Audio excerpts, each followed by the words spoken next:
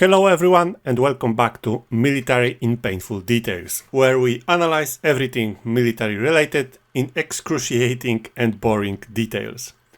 We had a long break due to my personal matters and some organizational issues, but those difficulties are behind me now, so we can return to our historical work. We left the heroes of our story on the eve of their historic fight. We discussed the details of the design, construction, modifications and tactics of the ships participating in Operation Rheinübung. And now it's time to dive into the deep end and analyze the events that took place in May 1941. This chapter will be devoted to a detailed description of Bismarck's only raid, which took place as part of Operation Rheinübung. The previous chapters provided the context necessary to fully understand what happened in May 1941.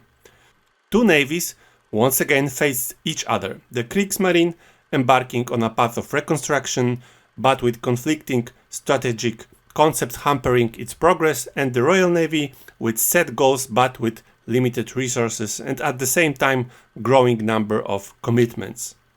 We know the main actors in our drama: Hood, Prince of Wales, King George V, Rodney versus Bismarck. We know their strengths and we know their weaknesses. We know that the Royal Navy had aircraft carriers, cruisers and destroyers to assist it. Bismarck sails alongside Prince Eugen, relying on U-boat support. Rheinübung was one of the few Kriegsmarine operations where fleet operations were unrelated to the land campaign. It was also the second operation planned for 1941. Its predecessor, Operation Berlin, yielded concrete results and lessons. Operation Berlin, scheduled for January 1941, indeed provided deep insight on the nature of modern naval warfare. One of them was the fact that despite advanced warning received by the Admiralty and Royal Navy about the operation's launch, they failed to intercept the raiders. This gave the Kriegsmarine staff pause for thought. Of course, they didn't possess the same knowledge as we do today. They didn't know that their plans were known in Great Britain almost a week before the operation began, making Admiral Günther Lütjen's success even greater than the German command realized. The success of Operation Berlin, the ship's breakthrough into the Atlantic, encouraged them to take even more risk. Apparently, the noose tightening around the Kriegsmarine neck wasn't so tight as the German command imagined. On February 4th, 1941, Scharnhorst and Gneisenau broke the patrol ring and broke out into the Atlantic. We'll save the course of Operation Berlin for the Scharnhorst class series somewhere in the distant future. In this chapter, we'll only address the consequences of that operation and why its successor, Operation Rheinübung, seemed so tempting. And the German command had plenty of lessons to learn from Operation Berlin. First, seakeeping. The ships sailed quite well in storms or in heavy weather, but rolled excessively. This was a trait inherited from their ancestors in the Imperial German Navy as a result of their wide, beamy hulls. On the other hand, they sailed well in bow or stern waves, although in stormy weather, heavy weather, like the King George class, they took a lot of water on their bow section or the forecastle. However, unlike King George, the water wouldn't necessarily flow from that bow. Turret Anton was quite difficult to use in such conditions on German ships. However, the Bismarck-class battleships were larger and slightly better designed, so there was hope that this problem would affect them less. Secondly, there was the problem of reconnaissance, and it was the big problem. After breaking through to the Atlantic, the two battleships intended to attack convoys. This was the main objective of the operation. However, these convoys, these ships, had to be found first. Lütjens rather bitterly commented on the lack of cruisers in his groups, as well as the destroyers with sufficient seaworthiness. His ships simply didn't have enough range to effectively search for a potential target. He lamented that if he had only 4 scout cruisers with him, Lutyen's meant K-class cruisers, which however were not particularly seaworthy or apt for scouting role. However, nevertheless, Lutyens commented that he could not only cover all potential convoy routes, but could also make significant use of their torpedo weapons. Thirdly, there was the problem of keeping his subordinates within a certain rather rigid operational framework. For example, Vice Admiral Kurt Hoffmann, commanding the Scharnhorst, upon encountering a convoy protected by HMS Ramilies, disobeyed Lutyen's instructions to avoid detection at all costs and approached the convoy to reconnoiter its defenses. He broke away from the convoy only when Lutyens expressly ordered him to change course. This exposed the task force to detection, placed them on the Royal Navy's map, and forced whole task force to change of a plan.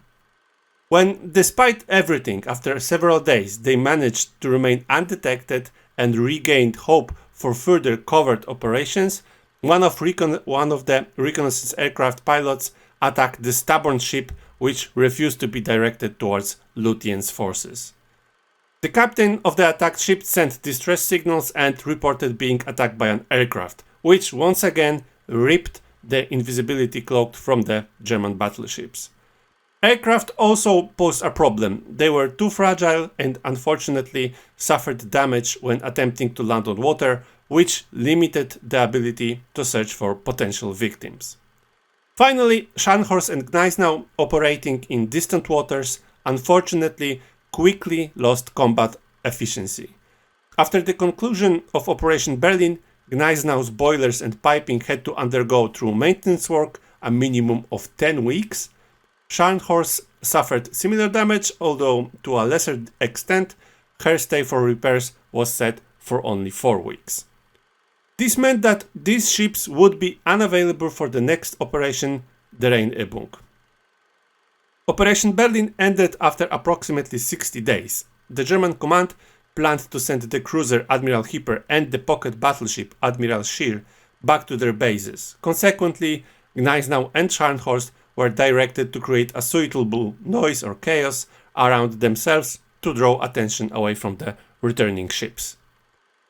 On March 22, Lutyens sailed into Brest, having previously alerted and drawn the Royal Navy away from the Danish Strait, thus enabling Admiral Hipper and Admiral Scheer to safely return. The entire operation resulted in 22 sunk or captured ships, approximately 100,000 of gross registered tons of Allied losses over 60 days. However, it involved a significant force, including a total of 5 tankers to support Lutyen's team, not to mention, of course, the battleships and the escorts. However, it is also true that the Royal Navy was somewhat electrified, somewhat miffed by the breakthrough of 2 formidable raiders into the Atlantic. The whole affair seemed embarrassing, including the finale where the Germans played the British, not only bringing Scharnhorst and Gneisenau safely into Brest, but also drawing the Royal Navy attention away from Admiral Hipper and Admiral Scheer.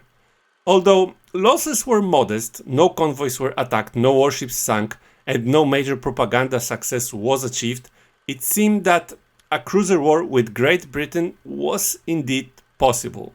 With proper and skillful leadership and a bit of luck, it was possible to strike a blow to the Great Britain. Thus, Lutyens received praise, Reeder received confirmation of his theories on cruiser warfare, and the Kriegsmarine received 2 new ships, the Admiral Hipper-class cruiser Prinz Eugen, and above all, the mighty Bismarck. 12 days after Scharnhorst and Gneisenau arrived in Brest, the German staff responsible for North Sea region issued a report of Operation Berlin.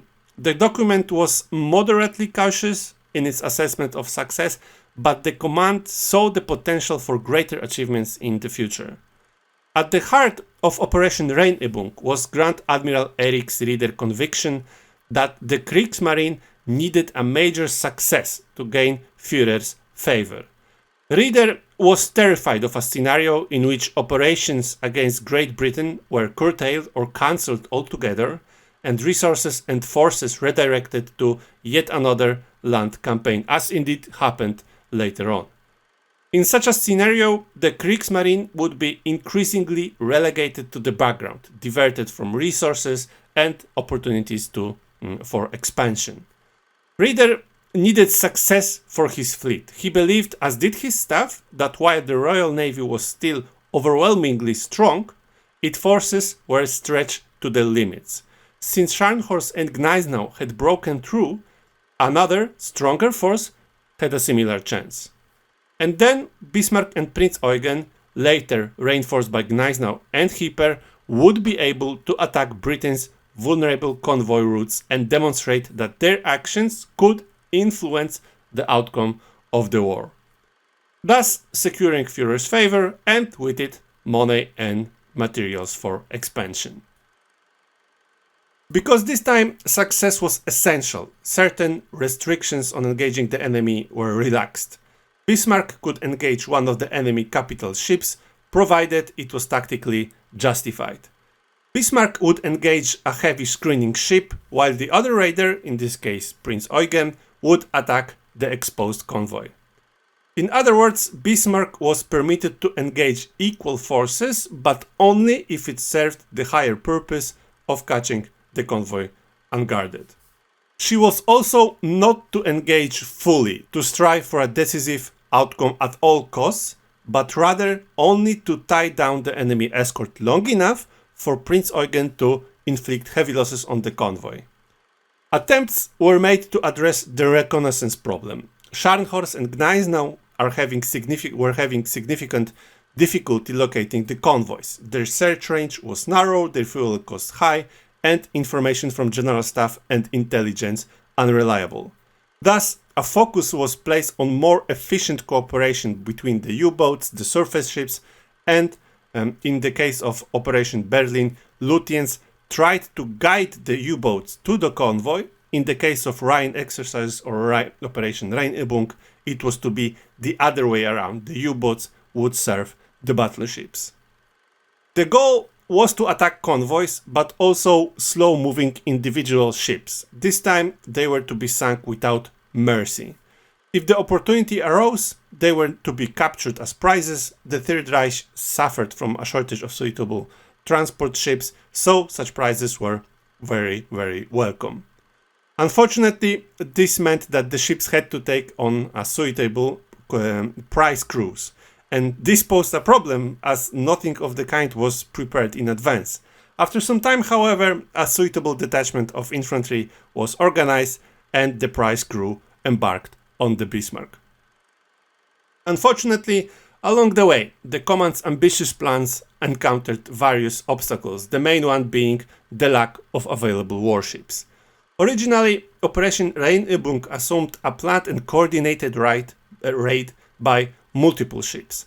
Scharnhorst, however, was out of action due to the necessary repairs. Gneisenau, which had a chance to participate in the planned sortie, was damaged by Royal Air Force air raids. Brest was insufficiently protected from the air attacks, though such attacks proved very costly for the RAF. Therefore, the only available ships were Bismarck and Prince Eugen. Unfortunately, they were not a well-coordinated pair of raiders. Unlike Gneisenau and Scharnhorst, the drastically different characteristics and capabilities of these ships presented a significant obstacle. If Operation Berlin provided a good insight into what to expect, even if Bismarck tied down a heavy escort ship like Ramillies or Valiant, which appeared in Operation Berlin, the convoy would still be protected by one or two heavy cruisers. Prince Eugen, although significantly larger than any treaty standard cruiser, was not immune to fire from 8-inch guns. Operating Prince Eugen as a solo supporting rider was also an unappealing prospect given the unreliable propulsion and relatively short range of ships of this class. Bismarck, of course, also had its problems.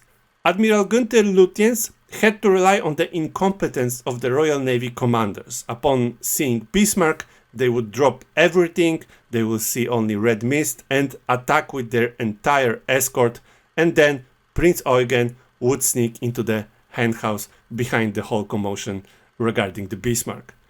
This was a somewhat optimistic and over-the-top assumption, but it was not a completely unimaginable scenario. Bismarck and Prince Eugen were supposed to escape to the Atlantic through the familiar Kattegat and Skagerrak Straits. The German command had no illusions. They knew that British intelligence was keeping a close eye on the locations of German heavy ships. Therefore, they knew they had to carefully time the potential detection of the missing ships in port, reach the appropriate area at night, then wait out the most dangerous period, and ultimately break out into the Atlantic. They already had some experience with Operation Berlin and knew this was possible. They were to pass the mine barrier separating the Baltic Sea at dusk and cross the Skagerrak at night. There, they would then set course for the Norwegian fjords, where they would refuel the Prince Eugen, allowing it to separate from the Bismarck and launch an independent operation if the need arise, just in case. There, in the Norwegian fjords, they could bide their time in relative safety. Norway was in the hands of the Third Reich. The ships were assured of Luftwaffe protection, at least in theory, of course, and then they will be able to resume their advance. Command warned Lutyens against using the Danish Strait, the passage between Iceland and Greenland.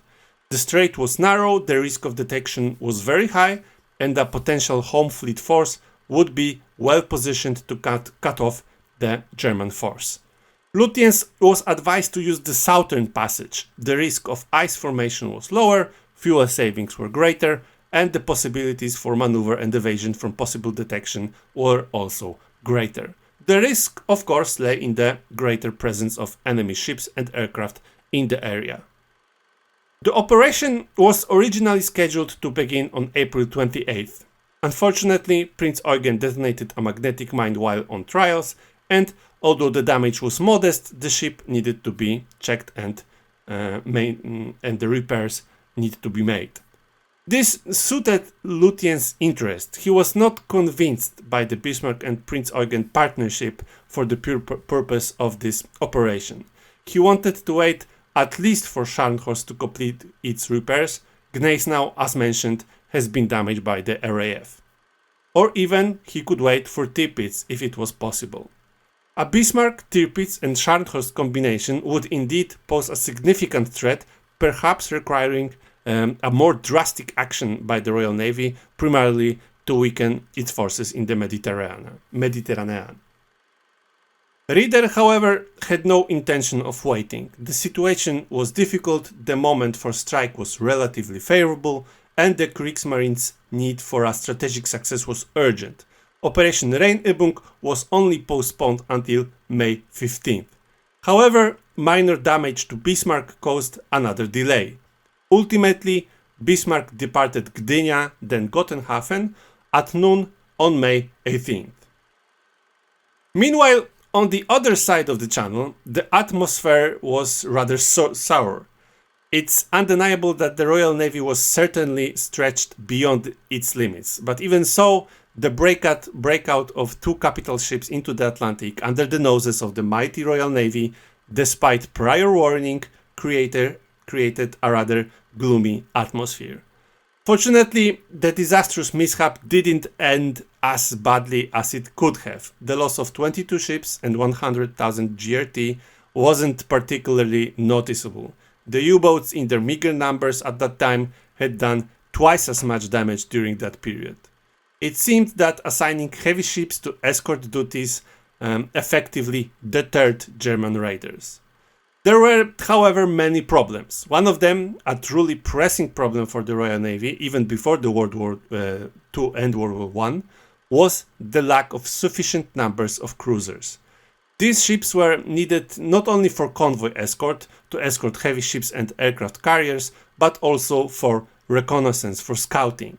And due to the disarmament treaties, the Royal Navy never had enough cruisers to meet its needs.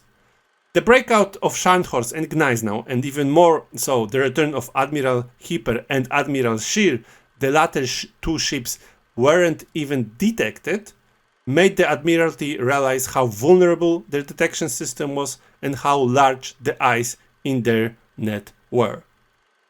It was also predicted that another breakout attempt was in the making. It was known that Bismarck and Prinz Eugen were completing their final trials and that Lützow, ex-Deutschland pocket battleship, was also completing her refit after the Norwegian campaign. Consequently, in mid-April, the defense of the northern shipping lanes was reinforced. It was expected, and rightly so, that the enemy would once again take a route north of the coast of Iceland. On May 21st, two Spitfire fighters adapted for reconnaissance duties took famous photographs of the Bergen area. The Bismarck and Prinz Eugen are clearly visible surrounded by smaller ships.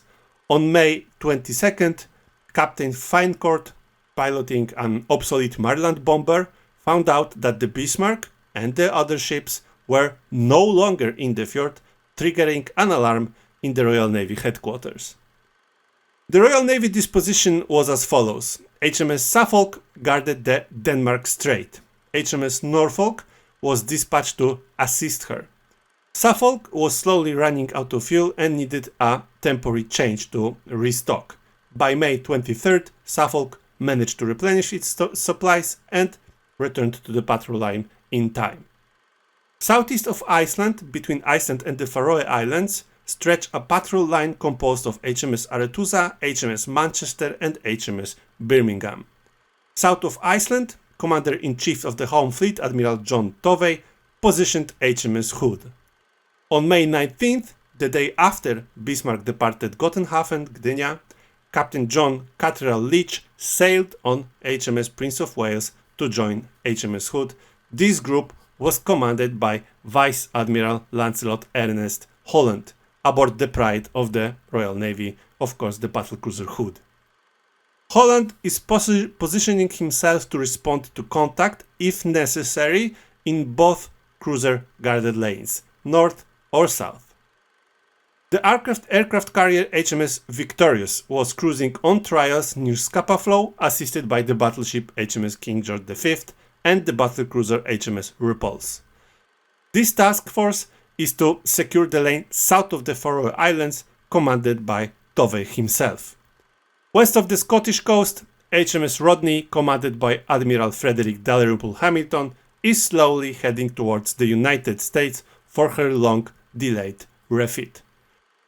The evening of May 23rd approached, the hosts were waiting, only the evening guest was missing. Bismarck departed Gdynia on May 18th. At 2 a.m. on May 19th, she reached the approaches to the Great Belt, where an escort awaited her to guide her through the challenging navigational area. The journey was completed without any major obstacles or delay. The ships passed the Great Belt and the minefields separating the Baltic Sea from the North Sea, and by the evening of 20th of May, the German force had passed Kristiansand Fjord. The only problem was the contact with the Swedish cruiser Gotland, just off Gothenburg. Theoretically, Sweden remained neutral, but Lutyens wasn't convinced that the country's neutrality and remained concerned that the secret of his forces raid had been discovered too early. The morning of May 21st found Lutyens considering his options. Ultimately, he decided to stop in Grimstad Fjord, southwest of Bergen, when he anchored at 11 a.m. Prinz Eugen sailed a little further into the fjord to the tanker Volin, from which she took on fuel. The crew rested briefly while carrying out minor work such as painting over the camouflage stripes. The two ships were to rendezvous at 8 o'clock p.m. that day, immediately to set sail.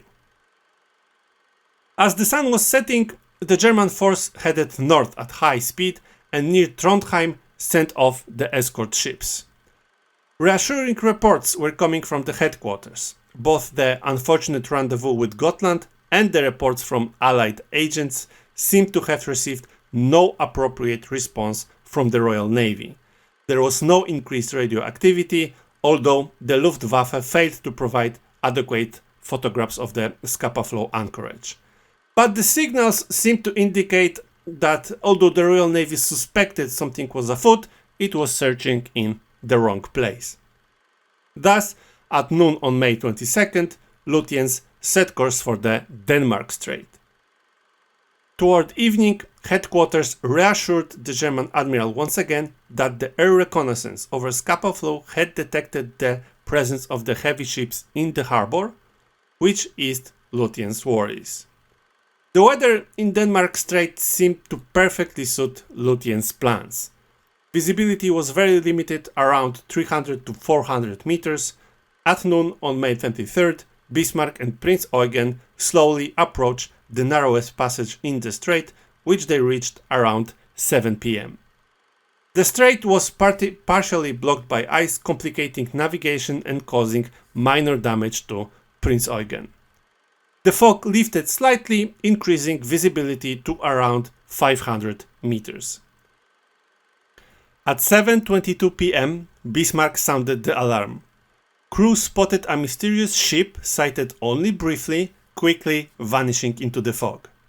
Initially identified as an auxiliary cruiser, radar contact picked up at a range of 13 kilometers, around 8 miles, appeared to be rapidly receding southward. Unfortunately, the German battleship's listening devices pick up the message. Attention, one battleship, one cruiser inside, bearing 020 degrees, range 7 miles, course 240, repeat. The contact positioned itself aft and maintained distance from the German force. It was none other than the HMS Suffolk. Moments later, a second contact joined the first one. In the brief moment it was visible, a County-class cruiser was identified. Bismarck even fired its main gun at the detected enemy, but to no avail. The second shadow was, of course, HMS Norfolk. This time there was no chance of a repeat of Operation Berlin. The Royal Navy knew that the Fox was trying to get into the henhouse. Meanwhile, the German command paid no attention to this news.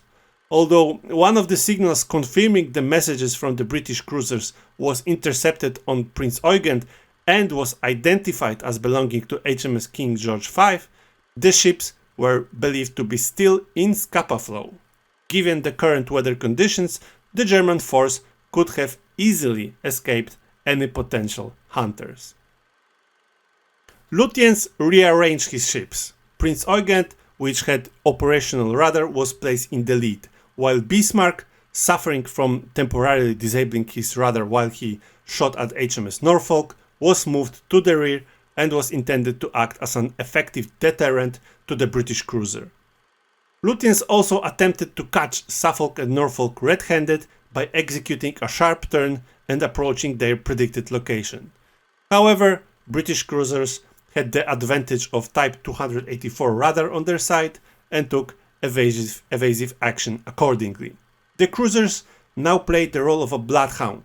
They had scented their prey and they were determined not to let themselves be mauled by the tracked bear. The previous evening, May 22nd, Holland learned of Bismarck's absence in Bergen. He immediately sent his destroyers to refuel. He would need them in the upcoming battle, which Toveit seemed to be preparing for them. When the report from HMS Suffolk reached them, the battlecruiser's crew began to sense that the long-awaited battle was approaching. Bismarck and Prince Eugen were north of Holland, approximately 300 miles away. Assuming that cruisers continued to follow the prey trail and that it would not abruptly change course and continue out in the Atlantic, the British heavy ships were well placed to intercept them. They set course to 295 and slowly accelerated to a speed of 28 knots. As for the escort, they were to follow the heavy ships as best they could. Heavy force consisting of HMS Hood and HMS Prince of Wales was heading towards the detected enemy. In the period leading up to the events of May 23rd, Holland conducted short and modest exercises. HMS Prince of Wales was put into commission at a rapid pace, bypassing many important tests which would affect her in the coming battle. The ship sailed into battle with shipyard workers and technicians still on board, who were trying immediately to fix the most pressing problems. Holland didn't fully trust the new ship and placed HMS Hood, despite her age and shortcomings, as the lead ship.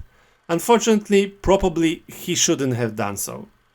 Furthermore, in terms of tactical maneuvering, he held both capital ships with a rigid hand, ordering Leach to strictly adhere to the course set by the flagship. Lancelot Holland was aware of the burden placed on the cruisers following Bismarck. The British commander knew that he had to hurry. Those cruisers pursuing Bismarck could lose track, or they could encounter an enemy tired of being followed. The fatality of this engagement is striking. Vice Admiral Holland shares many traits with Rear Admiral Horace Hood. Both were experienced and very talented commanders. Hood intercepted the fleeing Hipper at the Battle of Jutland, and Holland was about to intercept Lutyens. Hood was killed in the explosion of HMS Invincible. Holland never left the deck of HMS Hood, the last battlecruiser named after Admiral Samuel Hood, which was a great predecessor of Rear Admiral Horace Hood. Furthermore, HMS Hood was christened by the widow of the Rear Admiral killed on HMS Invincible. Truly, history tells the strangest of tales. However, Holland had no time to ponder the philosophical reflections and questions. He pursues the interception point while simultaneously planning the entire battle. Lancelot Holland was a talented and experienced commander without a doubt. He also knew the Achilles heel of his flagship. Therefore, he planned the interception point to minimize his ship's exposure to the danger zone. HMS Hood was to approach the enemy at the most favorable angle before reaching his preferred battle range. However, Holland was plagued by the lack of accurate information from the cruisers tracking Bismarck. He feared the German battleship was further away than the Pathfinder's reports indicated. He therefore decided not to deploy the destroyers for starboard attack, but to keep them in forward escort. HMS Suffolk reported Bismarck's course and speed only at 11:06 p.m. The weather was deteriorating significantly and also had a negative impact on radar readings. Bismarck slowly faded into the fog while simultaneously altering his course. Uncertainty once again crept into the Vice Admiral Holland's mind. One mistake, one misjudgment of speed, one misturn, and the German task force would not be intercepted. Based on data from Suffolk and Prince of Wales, Holland predicted contact with the enemy task force at 1:40 a.m. on May 24th. After midnight, he also ordered HMS Hood and HMS Prince of Wales to concentrate fire on Bismarck, leaving Prince Eugen to the shadowing County-class cruisers. At 2 a.m., Holland altered course to 200 south, the last course Bismarck was likely on. The uncertainty ended at 2:47 a.m. when HMS Suffolk regained radar contact. The German force was cruising on a course of 240 degrees at a speed of 28 knots. Unfortunately, this placed Holland's battlecruiser squadron in a worse tactical position than he had planned. Instead of appearing forward of the German force, quickly closing the distance and just as quickly minimizing the risk to HMS Hood, the enemy was northwest of Holland. Their course was converging and an interception was possible, but the approach would have been much slower and much more exposed to enemy fire. Unfortunately, both forces were moving at similar speeds and there was no chance for Holland to position himself in a more advantageous position. The battlecruiser squadron commander had no choice but to play the cards that he was given. Thus, at 3:21 a.m., he changed course by 20 degrees and a moment later by another 20 degrees, shortening the distance to the enemy which was at that moment about 20 miles to northwest. The weather was improving, and in accordance with doctrine, HMS Prince of Wales wanted to launch her observation aircraft to assist her gunners. Unfortunately, the Supermarine Walrus refused to launch it. It turned out that the aircraft's fuel was contaminated and the flying boat remained on board the battleship. There was no time left to repair the aircraft. Both ships were in heavy storm with waves rolling off their bows. On HMS Prince of Wales' port side, HMS Hood was following on a 40-degree bearing ahead. The guns of both battleships were aimed to starboard on a 40-degree bearing. Unfortunately, on their current course, neither HMS Hood nor HMS Prince of Wales would have the opportunity to fire full broadsides. Holland had to turn to port to bring the stern guns on both ships into action. At 5:30 a.m., two shadows finally appeared on the horizon. And that concludes today's episode. I hope you enjoyed it. In the next episode, we'll analyze the Battle of the Denmark Strait, one of the best known naval battles, yet one that simultaneously conceals one of the greatest and most fiercely analyzed secrets of World War II. Of course, by saying that I mean the sinking of HMS Hood. We're also returning to more regular video uploads, and I don't anticipate such a long break in content in the near future. So if you enjoyed this content so far, subscribe, click, like, and hit all the other buttons so you don't miss out on the future content. That's all for today, and I'll see you in the next episode of Military in Painful Details very soon.